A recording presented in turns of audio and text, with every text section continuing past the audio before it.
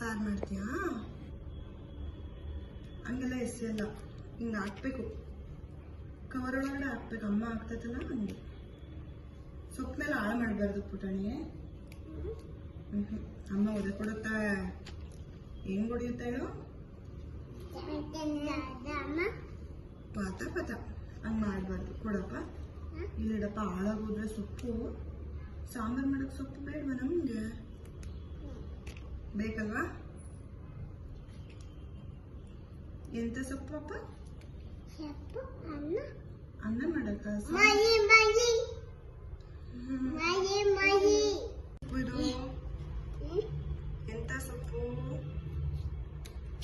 ಮೆಂತೆ ಮೆಂತೆ ಸೊಪ್ಪು. ಏನ್ ಮಾಡಕ್ಕಪ್ಪ ಇದು? ಸಾಂಬಾರು ಮಾಡ್ತೀಯಾ?